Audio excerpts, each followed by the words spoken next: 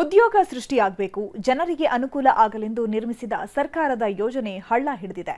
Subsidy ಹಣ ಪಡೆದ ಉದ್ಯಮಿಗಳು ಕಾರ್ಖಾನೆಗಳನ್ನು ಬಂದ್ ಮಾಡಿ ಕಾಲ್ಕಿತ್ತಿದ್ದಾರೆ. ಇದು ಸಾರ್ವಜನಿಕರ ಆಕ್ರೋಶಕ್ಕೆ ಕಾರಣವಾಗಿದೆ. ಸರ್ಕಾರದ ಮಹತ್ವಾಕಾಂಕ್ಷಿ ಯೋಜನೆಗೆ ಗ್ರಹಣ ಹಿಡಿದಿದೆ. ಕರ್ನಾಟಕ ಮಹಾರಾಷ್ಟ್ರ ಗಡಿಯಲ್ಲಿನ ಯೋಜನೆ ಇದು. ಆದರೆ ಇಂತಹ ಮಹತ್ವದ ಯೋಜನೆ ಗ್ರಹಣ ಬಡ್ದ ಹಾಗಾಗಿದೆ. Textile park ಮಂಜೂರಾಗಿದೆ. ನಮ್ಮ ಕರ್ನಾಟಕ ಜನಕ್ಕೆ ಸಿಗಬೇಕಾಗಿತ್ತದ, ಸಿಕ್ಕಿಲ್ಲ. ಸಬ್ಸಿಡಿ ಬಂದ್ರು ಸರ್ಕಾರದ ಹಣ ಎಲ್ಲ ಪೋಲಾಗಿ ಹೋಗಿದೆ. ಬೇರೆ ರಾಜ್ಯದವರು ಬಂದ ಹೊಚ್ಕೊಂಡು ಹೋಗಿದ್ದಾರೆ. ಟೆಕ್ಸ್ಟೈಲ್ ಪಾರ್ಕ್ ಹೆಸರಲ್ಲಿ ಕೋಟಿ ಕೋಟಿ ಲೂಟಿ. ಉದ್ಯಮಿಗಳ ಗೋಲ್ಮಾಲ್, ಸಬ್ಸಿಡಿ ಪಡೆದು ಪರಾರಿ. ಸರ್ಕಾರದ ಹಣ ಕೊಳ್ಳೆ ಹೊಡಿಬೇಕು ಅಂದ್ರೆ ಹೇಗೆ ಬೇಕಾದ್ರೂ ಹೊಡಿತಾರೆ.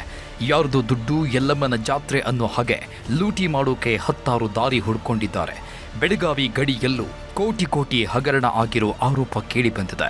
ಸರ್ಕಾರದಿಂದ ಸಬ್ಸಿಡಿ ಪಡೆದ ಉದ್ಯಮಿಗಳು ಎಸ್ಕೇಪ್ ಆಗಿದ್ದು, ಕೂಲಿ ಕಾರ್ಮಿಕರು ಹೊಟ್ಟೆ ಮೇಲೆ ತಣ್ಣೀರು ಬಟ್ಟೆ ಹಾಕಿಕೊಳ್ಳುವಂತಾಗಿದೆ. ಮಹಾರಾಷ್ಟ್ರ ಜನ ಇರಲಿ, ಮಿಡಲ್ ಈಸ್ಟ್ ಇರಲಿ, ಸರ್ಕಾರಕ್ಕೆ ಮೋಸ ಮಾಡಿ ಸಬ್ಸಿಡಿಯನ್ನು ತಗೊಂಡಿದ್ದಾರೆ. ಬೆಳಗಾವಿ ಜಿಲ್ಲೆಯ ಕರ್ನಾಟಕ ಮಹಾರಾಷ್ಟ್ರ ಗಡಿಯಲ್ಲಿ ಜನರಿಗೆ ಅನುಕೂಲ ಆಗಬೇಕು, ಬಡವರು ಕೂಡ ಆರ್ಥಿಕವಾಗಿ ಮುಂದೆ ಬರಲಿ ಅನ್ನೋ ಉದ್ದೇಶದಿಂದ ಸರ್ಕಾರ ಉದ್ಯಮ ಆರಂಭಿಸುವುದಕ್ಕೆ ಕೈ ಹಾಕಿತ್ತು. ಹೀಗಾಗಿನೇ ನಿಪ್ಪಾಣಿ ತಾಲೂಕಿನ ಬೋರಗಾಂವ್ ಗ್ರಾಮದಲ್ಲಿ ಕೋಟಿ ಕೋಟಿ ವೆಚ್ಚದಲ್ಲಿ ಟೆಕ್ಸ್ಟೈಲ್ ಪಾರ್ಕ್ ನಿರ್ಮಾಣ ಮಾಡಲಾಗಿದೆ. 75 ಎಕರೆ ಜಾಗದಲ್ಲಿ ಜವಳಿ ಇಲಾಖೆ ನೇಕಾರಿಕೆ ಮಾಡುವವರನ್ನ ಟೆಕ್ಸ್ಟೈಲ್ ಉದ್ಯಮಿಗಳನ್ನ ಆಹ್ವಾನಿಸಿತ್ತು. ನಲ್ಲಿ ಉದ್ಯಮವನ್ನ ಸ್ಥಾಪಿಸಿದ್ರೆ ಸಬ್ಸಿಡಿ ನೀಡುವುದಾಗಿ ಘೋಷಣೆ ಮಾಡಿತ್ತು. ಹೀಗಾಗಿ 55 ಕಂಪನಿಗಳು ಎದ್ನೋ ಬಿದ್ನೋ ಅಂತ ಬಂದು ಉದ್ಯಮ ಸ್ಥಾಪಿಸಿದ್ರು. ಸ್ವಲ್ಪ ದಿನ ಕಂಪನಿಗಳು ಕೂಡ ಕೆಲಸ ಮಾಡಿದ್ವು. ಸರ್ಕಾರದಿಂದ 85 ಕೋಟಿ ಸಬ್ಸಿಡಿ ಬಂದಿದ್ದೇ ತಡ ಕಂಪನಿಗಳೆಲ್ಲ ಸೈಲೆಂಟ್ ಆಗಿ ಮಾಯವಾಗಿವೆ. ಹೀಗಾಗಿ ದೊಡ್ಡ ದೊಡ್ಡ ಉದ್ಯಮಿಗಳು ಭಾರಿ ಗೋಲ್ಮಾಲ್ ಮಾಡಿದ್ದಾರೆ ಅನ್ನೋ ಆರೋಪ ಕೇಳಿ ಬಂದಿದೆ.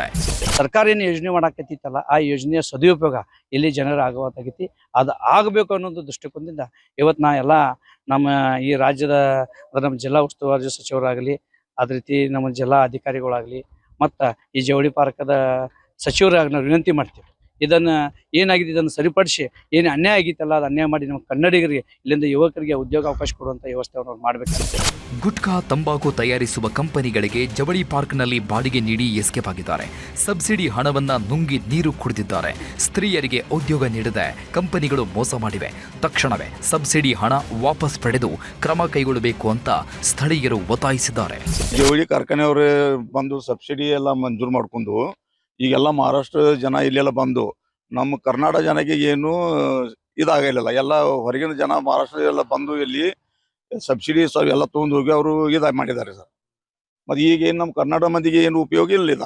ಈ ಜವಳಿ ಕಾರ್ಖಾನೆ ಮಾಡ್ಬೇಕಾದ್ರೆ ಮಕ್ಕಳು ಏನಿಲ್ಲ, ದೂಸರೆ ಏನಾರ ದಂಧೆ ಮಾಡಿ ಇವೆಲ್ಲ ಅನ್ಯಾಯ ಆಗ್ತೈತ್ರಿ. ಒಟ್ನಲ್ಲಿ ಸಬ್ಸಿಡಿ ಹೆಸರಲ್ಲಿ 85 ಕೋಟಿ ಹಗರಣ ನಡೆದಿದೆ ಅನ್ನೋ ಆರೋಪ ಕೇಳಿ ಬಂದಿದೆ. ಈ ಬಗ್ಗೆ ಸರ್ಕಾರ ತನಿಖೆ ನಡೆಸಿ ಕೂಡಲೇ ಕ್ರಮ ಕೈಗೊಳ್ಳಬೇಕಿದೆ. ಲೋಹಿತ್ ಶಿರೋಳ, ನ್ಯೂಸ್ 18, ಚಿಕ್ಕೋಡಿ.